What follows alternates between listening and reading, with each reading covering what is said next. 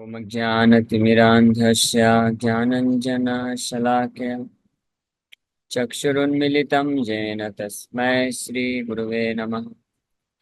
नमो विष्णुपादाय कृष्णप्रेष्ठाय भूतले श्रीमते भक्तिवेदान्तस्वामिन्निति नामिनि। नमस्ते सारस्वती देवे गौरवाणी प्रचारिणे निर्विशेष शून्यवादी पाश्चात्यदेशतारिणे। नमो महावदन्याय कृष्णप्रेमप्रदायते कृष्णाय कृष्णचैतन्यनामिने गौरतुसे नमः। जय श्री कृष्ण चैतन्य प्रभु नित्यानंद श्री अद्वैत गदाधर श्रीवासादि गौर भक्त वृंद। हरे कृष्णा कृष्णा कृष्णा हरे हरे, हरे राम राम राम हरे हरे। हरे कृष्णा। तो आप सभी भक्तों का हार्दिक स्वागत है आज के प्रातःकालीन श्रीमद् भागवतम के डिस्कशन में। तो हम लोग चर्चा कर रहे थे श्रीमद् भागवतम फर्स्ट कैंटो, इसका 5th चैप्टर है। नारद मुनि के द्वारा इंस्ट्रक्शन दिया जा रहा है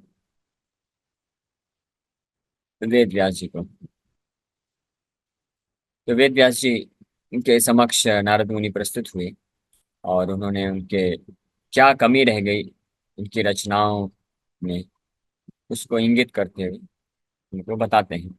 और वेद व्यास जी एक परफेक्ट शिष्य की भांति उसको स्वीकार करके और फिर विनम्रता पूर्वक नारद मुनि से रिक्वेस्ट करते हैं, आदेश प्राप्त करने के इच्छुक हैं। नारद मुनि के बारे में वर्णन कर रहे हैं कि आप जो हैं समस्त गुह्यम सवै भवान वेद समस्त गुह्यम उपासितो यत् पुरुषः पुराण परावरेशो मनसैव विश्वम सृजत्तवत् अतिगुणैरसंगः। सवै भवान वेद समस्त गुह्यम, समस्त गुह्य रहस्यमयी बातें आपको ज्ञात है। जो उपासितो यत् पुरुषः पुराण, क्योंकि आपने पुराण पुरुष गोविंदम आदि पुरुष या पुराण पुरुष एक ही बात है, भगवान गोविंद उनका आपने उपासना किया है, उपासना करते हैं आप। उपासितो का अर्थ आसित आसना, आसित की बैठना वास करना, जैसे उपवास भी होता है उस तरह से उपासिता जो भगवान के हमेशा नजदीक रहते हैं और भगवान के बड़े ही क्लोज हैं, जो बहुत ही अत्यंत प्रिय हैं। इस प्रकार से उपासना करके व्यक्ति भगवान के और बहुत ही घनिष्ठ बन सकता है, क्लोज हो सकता है। इसलिए सारे जो दिव्य ज्ञान होते हैं उनके हृदय में भगवान कृपा करके प्रकट कर देते हैं। और वो भगवान जो परावरेशु मनसैव विश्वम, जो पर और अवर दोनों प्रकार के जगतों का पालन पोषण करते हैं। मन मनसैव विश्वम सृजति, इनडायरेक्टली केवल इच्छा करने मात्र से उनके इस सृष्टि उत्पन्न होती है और मेंटेन होती है और डिस्ट्रक्शन हो जाता है। तो ये सब कार्य करते हैं भगवान अलग अलग रूपों में, लेकिन फिर भी गुणैर असंगः, गुण से आसक्त नहीं होते हैं, गुण रहित होते हैं। यानी तीन गुण है, सतोगुण रजोगुण तमोगुण, उनसे मुक्त रहते हैं भगवान, हमेशा उसके प्रभाव में नहीं पड़ते। इस प्रकार से कई के श्लोक में ये वर्णन किए। अब आगे आज के श्लोक में वर्णन कर रहे हैं। त्वं पर्यटन अर्क इव त्रिलोकीम् अनन्तश्चरो वायुरिवात्मसाक्षी परावरे ब्रह्मणि धर्मतो वृतये स्नातस्य मे न्यूनम् अलम विचक्ष्वा। Like the sun, your goodness can travel everywhere in the three worlds, and like the air, you can penetrate the internal region of everyone. As such, you are as good as the all-pervasive super soul. Please therefore find out the deficiency in me, despite my being absorbed in transcendence under disciplinary regulations and vows. इस प्रकार से और उनके दिव्य गुण के बारे में बता रहे हैं। पिछले 2 श्लोक में तो बताए कि कि अगाध बोध हम, आपके पास असीमित नॉलेज है, असीमित ज्ञान है। क्यों? आपके ब्रह्मा के पुत्र हैं। ब्रह्मा जी कोई साधारण व्यक्ति नहीं है। कौन है? आत्मभवा है ब्रह्मा। स्वयंभू, स्वयंभू है ब्रह्मा। यानी जो आत्मा से ही है जिनकी उत्पत्ति हुई है, परमात्मा से जिनकी उत्पत्ति है, भगवान नारायण से जिनकी उत्पत्ति हुई है, और उनके शिष्य हैं ब्रह्मा जी, उनके ही पुत्र आप हैं साक्षात, तो इसलिए अगाध बोधम है। और फिर उसके बाद बताते हैं कि आप अगाध बोधम है, असीमित ज्ञान रखते हैं, और आप ब्रह्मा के पुत्र हैं, इसलिए सारे जितने भी गुह्यतम चीजें हैं, सब रहस्य को आप जानते हैं। सवै भवान वेद समस्त गुह्यम, क्योंकि आप भगवान का अच्छे से आप भक्ति करते हैं, शुद्ध भक्त हैं भगवान के अत्यंत निकटतम होने के कारण। और यही कारण है कि अब अगले श्लोक में भगवान बता रहे हैं, वेद व्यास जी, कि आपके पास वो शक्ति है कि you can, your goodness can travel everywhere in the three worlds like the sun. सूर्य के भांति हर जगह पूरे सृष्टि में आप भ्रमण करके ये दिव्य ज्ञान रूपी प्रकाश को प्रदान करते हैं। जैसे सूर्य होता है, एक जगह में भी स्थित होकर के कई लाखों मील तक अपने सूर्य की किरणों को प्रकाशित करता है। उसी प्रकार से भगवान के ऐसे शुद्ध भक्त जैसे नारद मुनि हुए, तो उनकी कृपा से उनसे ज्ञान प्राप्त करके जो है सारे सृष्टि में जो भी उनसे ज्ञान प्राप्त करता है, उनके द्वारा वो प्रकाशित हो जाता है। आप प्रैक्टिकली देखेंगे तो भागवत के 12 स्कंदों में नारद मुनि के ही शिष्यों का वर्णन है।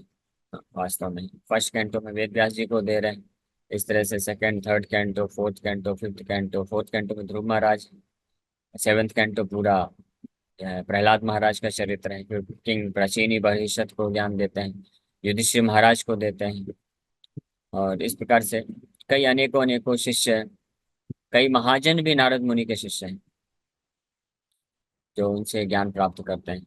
यानी महान आचार्य, महान शुद्ध भक्त जो ज्ञान को, दिव्य ज्ञान भगवान के संदेश को प्रचार प्रसार करने में अथॉरिटी है, जो एक्सेप्टेड अथॉरिटीज हैं, वो भी नारद मुनि के शिष्य हैं, वाल्मीकि ऋषि उनके शिष्य हैं।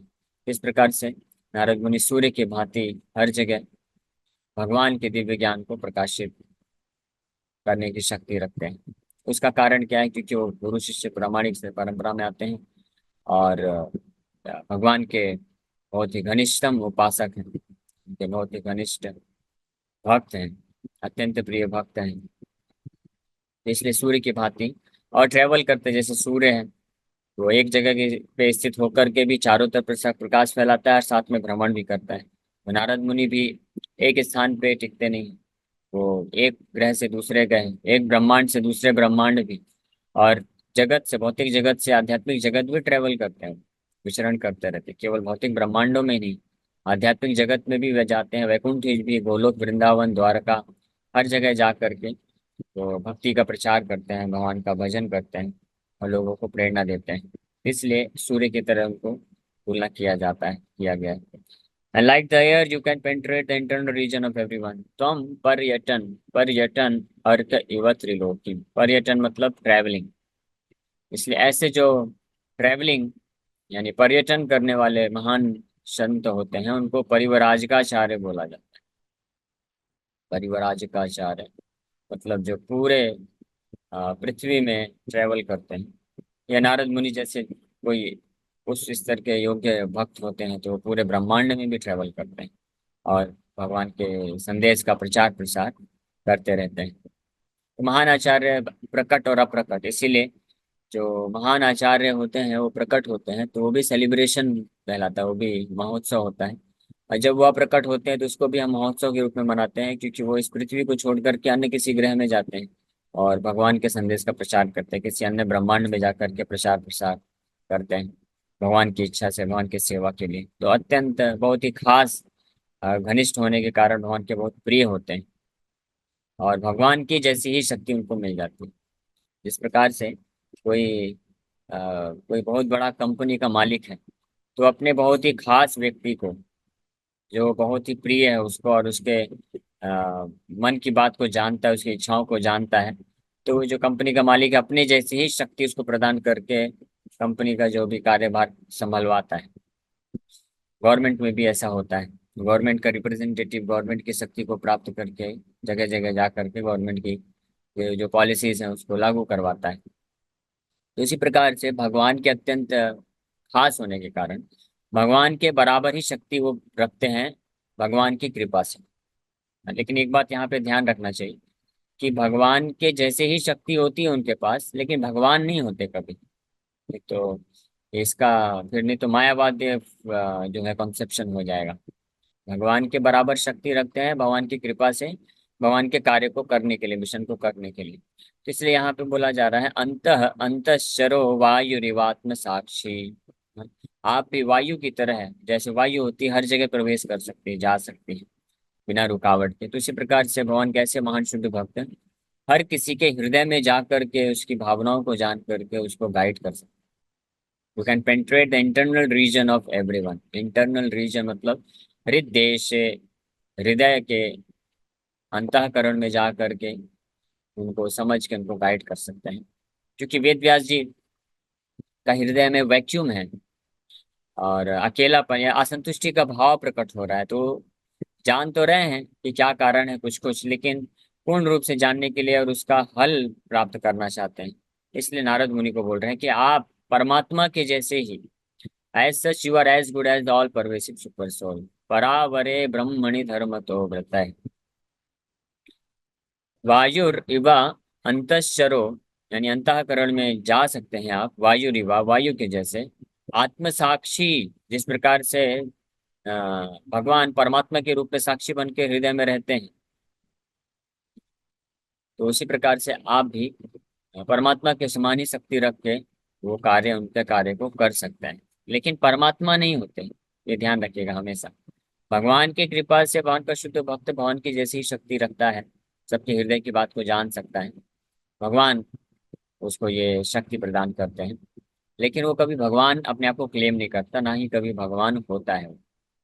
जैसे प्रभुपाद जी एक बार प्रवचन दे रहे थे, तो अमेरिका में ऐसे कई भक्तों का रियलाइजेशन, तो कोई भक्त आए, नए नए थे, फर्स्ट टाइम ही आए थे, जस्ट सामने बैठे हो और प्रवचन चल रहा है प्रभुपाद जी का। तो जैसे ही वो बैठे तो प्रभुपाद जी जो चर्चा कर रहे थे, तो चर्चा में प्रभुपाद जी बोल रहे थे कि many many foolish person they think that they are god, but they can not control even their mind, their own body, they can not control wind air sun. ये सब प्रसंग चल रहा था कि कई मूर्ख लोग होते हैं जो सोचते हैं कि वो भगवान है, लेकिन वो अपने आप को भी नियंत्रित नहीं कर सकते हैं, पूरे सृष्टि को नियंत्रित करना तो दूर की बात है। तो वो जो एक माता जी थी, तो वो माता जी आके बैठी और वो उन्होंने सुनना चालू किया। तो वास्तव में उनके हृदय में यही चल रहा था, किसी और ढोंगी साधु के चक्कर में वो फंस गई थी पहले, अमेरिका की बात है। तो ढोंगी साधु ने उनको ये कन्विंस कर दिया था कि आप सब भगवान हैं, हम सब भगवान हैं, बस अभी हम भूल गए कि हम भगवान हैं। आपको ये मैं मंत्र देता हूँ और इसको सिद्धि करने के बाद आप जो है ये साक्षात्कार प्राप्त कर लेंगे कि आप भगवान हैं। और डेली आप अपने आप को बोलिए कि I am God, I am God, मैं भगवान हूँ, मैं भगवान हूँ, मेरे ही आदेश से सूर्य चलता है, मेरे ही आदेश से चंद्र चलता है। इस प्रकार से आप बोलिए। इस प्रकार से जोर जोर वो आईने के सामने खड़े होकर के चिल्लाया करते थे जोर जोर से कि हम भगवान हैं, हम भगवान हैं, पूरा ब्रह्मांड मेरी इच्छा से चल रहा है, मेरी इच्छा से चल रहा है। जैसे भ्रमित करते हैं लोग। तो जब वो माता जी आके बैठी प्रभुपाद जी के सामने, प्रभुपाद जी सीधे एक ही 1 मिनट के अंदर ही ऐसे पावरफुल तरीके से लॉजिक दे करके समझाए कि वहीं पे उनका जितना भी एक फुलिश कॉन्सेप्शन था वो वहीं पे धराशायी हो गया। और तुरंत उन्होंने सरेंडर कर दिया और प्रभुपाद जी को गुरु बना के वो जो है भक्ति योग में लग गई ना। जैसे ये एक इंस्टेंस है जहाँ पे प्रभुपाद जी भगवान की कृपा से, भगवान परमात्मा है, अन्य जीव के हृदय में भी, अपने शुद्ध भक्त के हृदय में भी होते हैं। तो भगवान जो है प्रेरणा देते हैं कि कैसे अन्य जीवों के लाभ के लिए किस प्रकार से कार्य करना है। इसीलिए जो शुद्ध भक्त होते हैं वो भगवान पे निर्भर रहते हैं, भगवान पे निर्भर होकर के वो भगवान के सेवा को करते रहते हैं। भगवान जो सारा अरेंजमेंट करते हैं कब कैसे क्या करना है। तो इस प्रकार के अनेक ऐसे उदाहरण है प्रभुपाद जी के भी जीवन में, उनके कई शिष्य अपना साक्षात्कार को प्रस्तुत करते हैं। तो नारद मुनि को भी यहाँ पे बताया गया है कि आप जो है परमात्मा की तरह ही जीवात्माओं के हृदय की बात को गहराई में जा करके समझ सकते हैं और उनको सही सलूशन दे सकते हैं। क्यों हम दुखी हैं इस संसार में, वास्तव में मूल कारण तो एक ही है, भगवान के अलावा जब हमारा ध्यान कहीं होता है। भयम द्वितीयाभिनिवेश स्यात् ईशात अपेक्षा। भयम द्वितीयाभिनिवेश स्यात्, भय का कारण है इस संसार में द्वितीय अभिनिवेशता। when our consciousness is absorbed in some secondary thing। द्वितीय, द्वितीय मतलब दूसरे किसी चीज में, भगवान के अलावा।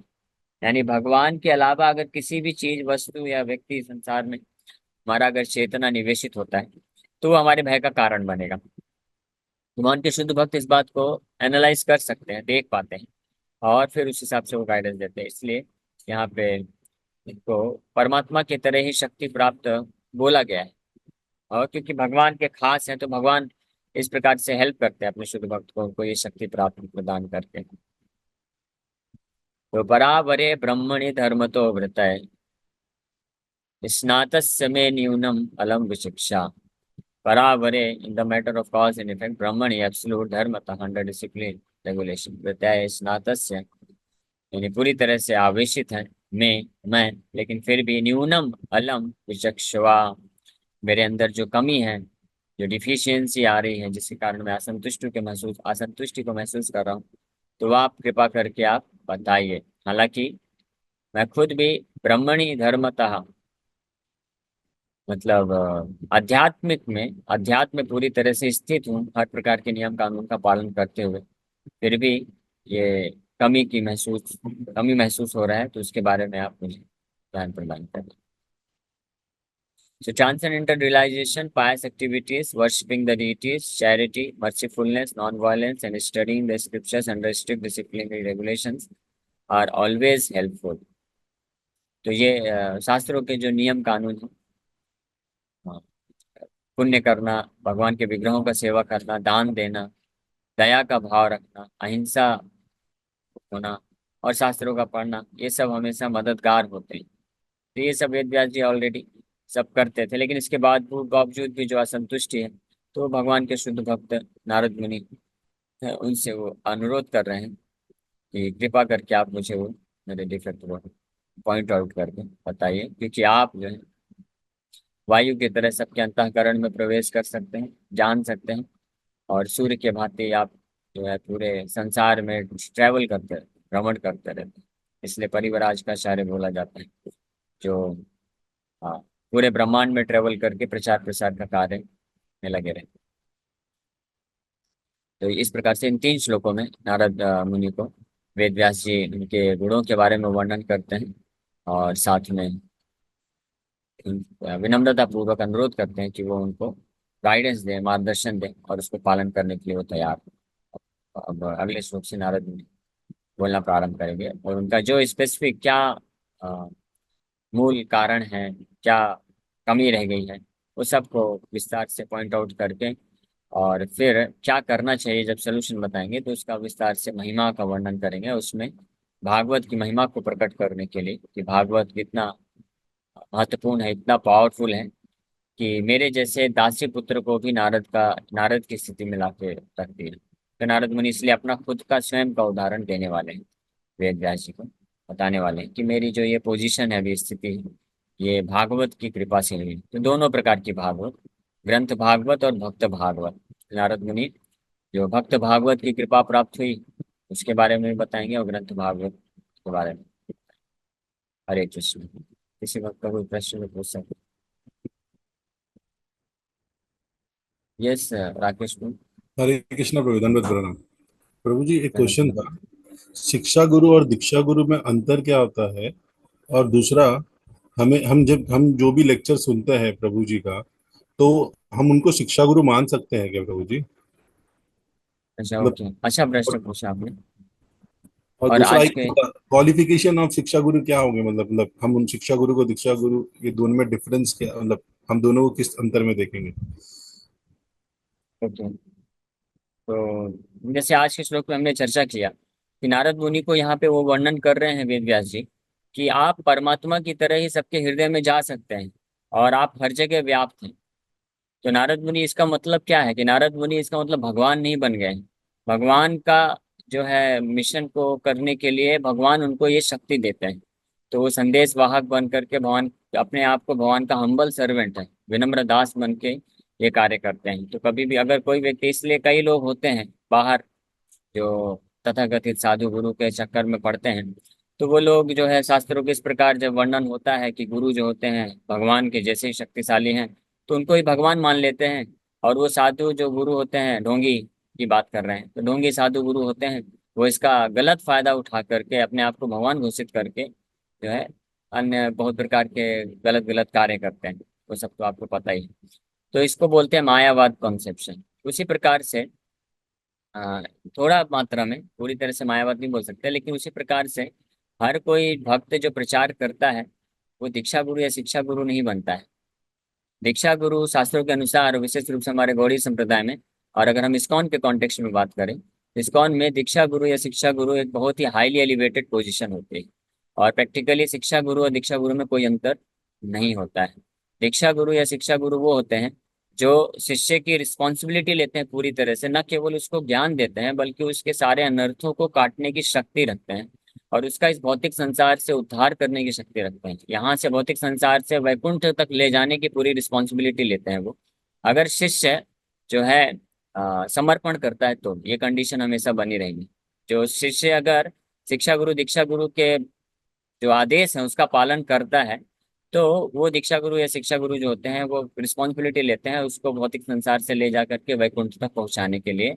अगर किसी कारणवश शिष्य का पतन हो गया और वो कहीं भटक गया इस भौतिक संसार में किसी अन्य स्पीसीज में या अलग जगह, तो वो उस प्रकार के जो गुरु होते हैं उनके पास ये भी शक्ति होती है कि वो उसके उस परिस्थिति में जा करके उसको खींच के लेके जा सकते। इसलिए बहुत ही हाईली एलिवेटेड पोजीशन होती है।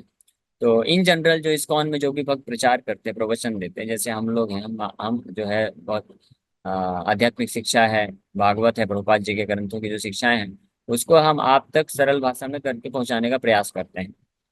तो हम शिक्षा गुरु नहीं बनते हैं। हम जो है ऐसा इस्कॉन के लैंग्वेज में मेंटर या काउंसलर बोलते हैं, गाइड, मेंटर या काउंसलर बोल सकते हैं, मॉनिटर बोल सकते हैं। जैसे उदाहरण के लिए स्कूल में क्लास टीचर होती है, प्रिंसिपल होते हैं, और फिर क्लास में एक मॉनिटर होता है।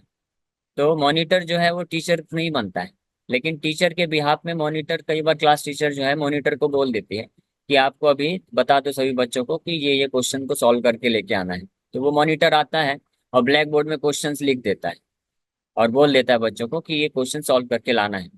तो इसका मतलब मॉनिटर जो है टीचर नहीं बन गया। ठीक है, मॉनिटर मतलब मॉनिटर होता है, वो थोड़ा और इंटेलिजेंट बॉय है, इसलिए क्लास टीचर ने उसको मॉनिटर बना दिया अपना रिप्रेजेंटेटिव बना के, ताकि वो अन्य लोगों को मैसेज को पहुंचा सकें। या दूसरा उदाहरण लेके, जैसे कोई 10th क्लास का स्टूडेंट है, तो वो 10th क्लास के किसी अपने भैया से या स्टूडेंट है उससे कुछ शिक्षा हेल्प लेता है कि मैं कैसे बोर्ड का प्रिपरेशन करूं, या कभी कभी मैथ्स फिजिक्स माया मैथ्स और साइंस है, कुछ क्वेश्चन समझ में नहीं आ रहा है, तो उनसे वो गाइडेंस लेता है, तो उसको पढ़ाता भी। लेकिन हालांकि 12th क्लास का स्टूडेंट उस 10th क्लास के बच्चे को पढ़ाता है, गाइड करता है कि आप ऐसे प्रिपरेशन करो, ऐसे बोर्ड एग्जाम की तैयारी करो, लेकिन फिर भी वो टीचर नहीं है। टीचर जो है अलग है, टीचर जो क्लास टीचर है या प्रिंसिपल है उसका पोजीशन नहीं हो सकता, हालांकि वो भी पढ़ा रहा है। लेकिन भविष्य में बन भी सकता है, ऐसा नहीं है कि जैसे 12वीं क्लास का स्टूडेंट है भविष्य में आगे बढ़ करके टीचर बनता है, योग्य बनता है, तो प्रिंसिपल भी बन सकता है। लेकिन अभी जो है हर कोई, इसलिए ध्यान रखना चाहिए कि हम इस्कॉन में किसी भी प्रमाणिक भक्त जो प्रभुपाद जी की शिक्षाओं के अनुसार हमको शिक्षा देते हैं, तो हम उनसे प्रवचन सुन सकते हैं, उनसे मार्गदर्शन ले सकते हैं, गाइडेंस ले सकते हैं। नॉट नेसेसरी कि हम वो हमारे शिक्षा गुरु बन गए। तो शिक्षा गुरु हम सब के लिए, विशेष रूप से इस्कॉन के कॉन्टेक्स्ट में अगर हम बात करें, तो हम सब के शिक्षा प्रोमिनेंट शिक्षा गुरु, प्री इमिनेंट शिक्षा गुरु या मुख्य शिक्षा गुरु शिला प्रभुपाद जी हैं। क्योंकि प्रभुपाद जी की इस्कॉन में जो भी भक्त हैं, चाहे दीक्षा इस्कॉन में जो भी दीक्षा गुरु या शिक्षा गुरु भी क्यों ना हो, वो सब इस शिला प्रभुपाद जी की शिक्षाओं को ही पालन करके हम तक पहुंचाते हैं, इसलिए प्रभुपाद जी सबके मुख्य शिक्षा गुरु बन जाते हैं। अब जो भक्त दीक्षित होते हैं, दीक्षा लेते हैं, तो उनके दीक्षा गुरु भी होते हैं। दीक्षा गुरु प्रभुपाद जी नहीं बन सकते हैं किसी के, क्योंकि दीक्षा गुरु का मतलब है कि ऑफिशियली आपको वो परंपरा से कनेक्ट करते हैं। हाँ, तो उसके लिए लिविंग गुरु की जरूरत होती है, तो वो हमको कनेक्ट करते हैं। तो वो भी कोई महान जो शुद्ध भक्त होते हैं वो दीक्षा गुरु का रोल प्ले करते हैं। और शिक्षा गुरु में अनेकों शिक्षा गुरु हो सकते हैं, हम कई महान आचार्यों का, जैसे प्रभुपाद जी मुख्य शिक्षा गुरु हुए, और उनके कृपा से, उनके मार्गदर्शन में, उनके शरण में रहते हुए हम अन्य जो प्रीवियस हमारे आचार्य हैं, श्रील भक्ति सरस्वती ठाकुर, भक्ति विनोद ठाकुर, रूप सनातन गोस्वामी, सठ गोस्वामी, तो ये भी हमारे शिक्षा गुरु के रूप में हम स्वीकार कर सकते हैं। उनसे हम शिक्षा लेते हैं कि उनके जैसे चैतन्य भागवत ग्रंथ है, तो प्रभुपाद जी के पास समय कम था तो उन्होंने केवल चैतन्य चरितमृत दिया। लेकिन प्रभुपाद जी लिखते हैं कि चैतन्य भागवत पढ़ना चाहिए, तो चैतन्य भागवत हम लोग पढ़ते हैं जो शिला भक्ति सरस्वती ठाकुर का उसमें कमेंट्री है, तो वो हम रेफर करते हैं। तो शिला भक्ति सरस्वती ठाकुर भी शिक्षा गुरु के रूप में हम स्वीकार कर सकते हैं, लेकिन इस परंपरा के माध्यम से, डायरेक्ट नहीं, शिला प्रभुपाद जी के माध्यम से। फिर शिला प्रभुपाद जी के कई अनेक वरिष्ठ शिष्य हैं, सन्यासी शिष्य हैं, तो वो अगर हमारे जीवन में कोई खास रोल अदा करते हैं, तो वो भी हम उनको भी शिक्षा गुरु के रूप में स्वीकार कर सकते हैं। इस प्रकार से ये मतलब शिक्षा गुरु और दीक्षा गुरु दोनों एक ही चीज होता है, और ये बहुत ही अ, क्या बोलते हैं, एलिवेटेड पोजीशन है। कोई भी साधारण व्यक्ति भक्त जो हमको प्रचार करता है वो शिक्षा गुरु नहीं बन जाता है। हमको उनको काउंसलर, हमको रिस्पेक्ट देना चाहिए। हाँ, एक लेकिन ये बात जरूर है कि जिस प्रकार से गुरु जो होते हैं भगवान के रिप्रेजेंटेटिव बन के हम तक शिक्षा पहुंचाते हैं, भगवान का भक्ति देते हैं, तो गुरु जो है भगवान नहीं बन जाते, लेकिन गुरु को भगवान के समान ही हमको सम्मान देना चाहिए। तो इसी प्रकार से जो भी भक्त हमको प्रभुपाद जी से जोड़ते हैं, प्रभुपाद जी की शिक्षाओं को हम तक पहुंचाते हैं, हमको समझाते हैं, गाइड करते हैं, मार्गदर्शन देते हैं, तो वो शिक्षा गुरु नहीं है। प्रभुपाद जी ही मुख्य शिक्षा गुरु हैं, लेकिन प्रभुपाद जी के रिप्रेजेंटेटिव होकर के जो भी भक्त हमको प्रचार करते हैं, गाइड करते हैं, तो उनको हमको जो है शिक्षा गुरु के समान या प्रभुपाद जी के समान आदर सम्मान करना चाहिए। समान का मतलब ऐसा नहीं है पूरा दंडवत प्रणाम, मतलब हमको ऐसा समझना चाहिए, मानना चाहिए कि अगर कोई भी भक्त हमको प्रभुपाद जी की शिक्षाओं के अनुरूप हमको अगर गाइडेंस दे रहे हैं, तो ऐसा समझना चाहिए कि उनके माध्यम से प्रभुपाद जी हम तक आकर के शिक्षा प्रदान कर रहे हैं। तो ये इस तरह से ये दोनों इसको भेद अभेद ऐसा समझ सकते हैं। क्लियर है? इसमें और किसी का कोई प्रश्न है? नहीं प्रभु जी, थैंक यू। थैंक यू प्रभु जी, बहुत बहुत बेहतर तरीके से क्लियर हुआ, बहुत सुंदर प्रभु जी। आपको दंडवत प्रणाम प्रभु जी। हरे कृष्ण। जी जी जी, हरे कृष्णा प्रभु जी। सबसे बड़ा पुण्य क्या होता है ये जानना है। क्या भक्ति का प्रचार करना, जरूरतमंद लोगों की मदद करना, या फिर स्वयं में भक्ति करना? सबसे सर्वश्रेष्ठ पुण्य है हमको भगवान का शुद्ध भक्त बनना। ये सबसे पहला हमारा जिम्मेदारी भी है और सबसे बड़ा पुण्य भी है, और सबसे बड़ी समाज सेवा भी यही है। ठीक है, कि हमको खुद को सब भगवान का शुद्ध भक्त बनना, और फिर साथ ही साथ में अन्य लोगों को मदद करना, उनको भी शुद्ध भक्ति के मार्ग में लेके आना। तो यही सबसे बड़ा कार्य, सबसे बड़ा वेलफेयर एक्टिविटी है। क्योंकि अन्य जो भी कोई पुण्य करते हैं, हम जरूरतमंद की सेवा करना। जरूरतमंद कौन है? हर कोई इस संसार में जरूरतमंद है, और जरूरतमंद जानना चाहिए कि क्या जरूरत है। हर किसी की जरूरत रोटी कपड़ा मकान नहीं है, ये केवल एक्सटर्नल है, बाहरी जरूरत है। लेकिन वास्तविक रूप में हर कोई जो है भगवान कृष्ण को ढूंढ रहा है, हर कोई प्रेम की तलाश कर रहा है, और कृष्ण ही केवल प्रेम है एकमात्र। ये समझ लेना चाहिए। इस संसार में कोई भी व्यक्ति जो है प्रेम नहीं कर सकता हमको, तो भगवान कृष्ण को ही हर कोई ढूंढ रहा है, यानी हर किसी को कृष्ण की ही जरूरत है। तो जरूरतमंद की सेवा करना है तो जो जरूरत है वो देना चाहिए। तो हर किसी की जरूरत कृष्ण है तो कृष्ण को दीजिए, तो वही सबसे बड़ी सेवा हुई, वही सबसे बड़ी समाज सेवा है, वही सबसे बड़ा पुण्य है, और वही सबसे बड़ा दान भी है। क्योंकि आप कृष्ण को अगर दे रहे हैं तो कृष्ण से बड़ा और क्या हो सकता है? कृष्ण का दान करना चाहिए। कृष्ण का दान मतलब कृष्ण का भक्ति का दान, कृष्ण का नाम है, कृष्ण की शिक्षा है, प्रवचन है, इस प्रकार से। धन्यवाद प्रभु जी, बहुत अच्छा आंसर दिया। हरे कृष्ण। हरे कृष्ण प्रभु जी, दंडवत प्रणाम। हरे कृष्ण। प्रभु जी, बेस्ट भक्ति किसको बोलते हैं? जप करना, ज्यादा से ज्यादा जप करना, या भगवतम का पाठ करना, भगवत गीता का, या फिर गौ कौन सेवा करना, या वैष्णव सेवा करना? कौन सी भक्ति? बेस्ट भक्ति कृष्ण की। भक्ति, अच्छा, ओके ओके, बेस्ट बेस्ट, भक्ति। सर्वश्रेष्ठ। हाँ, सर्वश्रेष्ठ जी। भक्ति का मतलब होता है भक्तिरुत्तमा। रूप गोस्वामी बताते हैं, अन्याभिलाषिता शून्यम ज्ञान कर्मादि अनावृतम आनुकूल्यन कृष्णानुशीलनम भक्तिरुत्तमा। ये डेफिनेशन हमारे आचार्य श्रील रूप गोस्वामी ने दिया है कि उत्तम भक्ति किसको बोलते हैं, कि अपनी किसी अन्य प्रकार की इच्छा न रखते हुए भगवान कृष्ण को संतुष्ट करने के भाव से, भगवान कृष्ण को जो संतुष्ट करेगा, या भगवान कृष्ण के फेवर में, या भगवान कृष्ण जो आदेश देते हैं उसका पालन करते हुए जो भक्ति की जाती है उसको उत्तम भक्ति बोलते हैं। ठीक है, तो भगवान कृष्ण चाहते हैं, क्या चाहते हैं? मन मना भव मद भक्तो मद्याजी माम नमस्कुरु। कि सबसे पहले तो हम सब भगवान का सतत स्मरण करें, नाम जप करें, उनका सेवा करें। और फिर भगवान ये चाहते हैं कि ये हमको करना चाहिए किसी शुद्ध वैष्णव के आश्रय में रह करके, प्रामाणिक आचार्य के आश्रय में रह करके, तो उनकी सेवा में रहते हुए, तो वैष्णव सेवा करते हुए भगवान के शुद्ध भक्ति श्रवण कीर्तन के कार्य को करना, ये जो है उत्तम भक्ति क्या कहलाती है। जी, हरे कृष्णा ओके, प्रभु जी। हरे कृष्णा। एक दंडवत प्रश्न प्रणाम। चैट बॉक्स में आया है कि क्या ये कंडीशन है कि कोई लिविंग होना चाहिए गुरु। तो इसका मैं ऑलरेडी आंसर दिया हूँ कि शिक्षा गुरु के लिए कंडीशन नहीं है। शिक्षा गुरु लिविंग हो भी सकते हैं, नहीं भी हो सकते हैं। जैसे शिला प्रभुपाद जी हमारे बीच में अभी फिजिकली लिविंग नहीं है, लेकिन ही इज लिविंग ऑल्सो। तो वो उपस्थित हैं हर किसी के जीवन में, अपने बुक्स के माध्यम से, आदेशों के माध्यम से, और विग्रह में, टेम्पल में विग्रह के माध्यम से, तो उनको प्रणाम कर सकते हैं, सेवा कर सकते हैं। तो शिक्षा गुरु के लिए ये कंडीशन बिल्कुल भी नहीं है। लेकिन दीक्षा गुरु जो है, शास्त्रों में जो आया है टर्म, तो दीक्षा गुरु हमको जो है वेरीफाई करता है, परीक्षण करता है, और फिर हमको परंपरा से कनेक्ट करता है, इसलिए वो लिविंग होना ही चाहिए। तो वो लिविंग होगा तो दीक्षा गुरु हमको, दीक्षा गुरु का मतलब होता है कि जो हमको चेक करेगा कि हम पूरी पूरी तरह से योग्य हैं कि नहीं है भगवान के मतलब संप्रदाय में जुड़ने के लिए। इस प्रकार से दीक्षा गुरु के लिए कंडीशन है, लेकिन शिक्षा गुरु कोई भी हो सकती है जिनसे हम शिक्षा प्राप्त करते हैं। So, माला फेरत फेरत फिरा ना मन का फेर, ऐसा कोई बोले माला करते टाइम क्या सोचना चाहिए उस टाइम, क्योंकि वी आर इम्परफेक्ट ऑल। तो ये कल मैंने गीता क्लास लिया था, आप शायद मिस कर दिया होगा आपने माता जी। तो उसमें मैं बहुत डिटेल में बताया हूँ ये चीज, जो भगवान श्लोक बोले कि श्रेयान स्वधर्म विगुणः। विगुणः मतलब हम उस अपने स्वधर्म, हम भक्त हैं तो भक्त का स्वधर्म है कि भगवान का श्रवण कीर्तन करना, नाम जप करना, सेवा करना।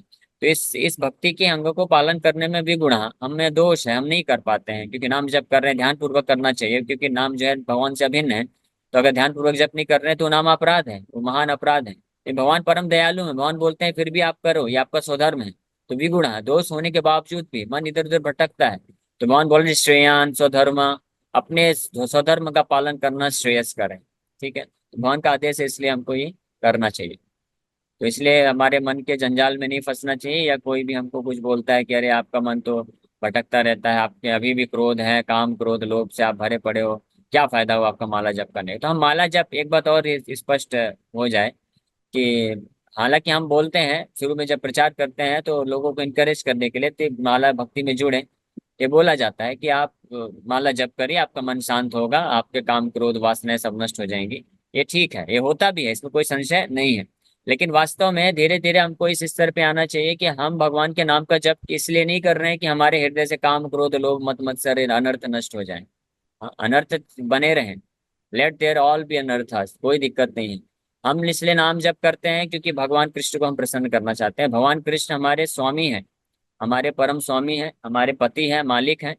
उन्होंने आदेश दिया है, वो चाहते हैं कि हम उनका नाम जप करें, तो हम इस भाव से करते हैं। अब चाहे अनर्थ जल्दी नष्ट हो या बाद में नष्ट हो या कभी नष्ट ना हो, उससे कोई फर्क नहीं पड़ता है।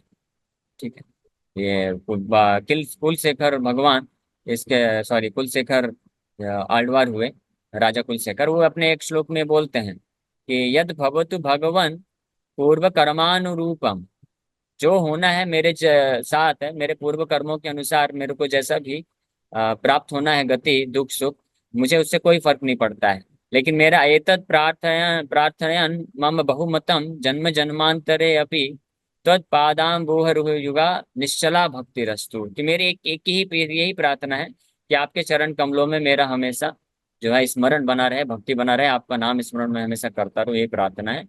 मेरे अनर्थ नष्ट हो ना हो, सुख दुख आए ना आए, जो भी है वो आप देखिए। तो इस प्रकार से भक्तों को पूरी तरह से फिक्सअप होना चाहिए कि कुछ भी हो जाए, कितने भी अनर्थ रहे, कितना भी मन विचलित हो, हमको प्रयास करना चाहिए कि नाम जप में हमको अच्छे से निष्ठापूर्वक लगे रहे। ओके, हरे कृष्ण।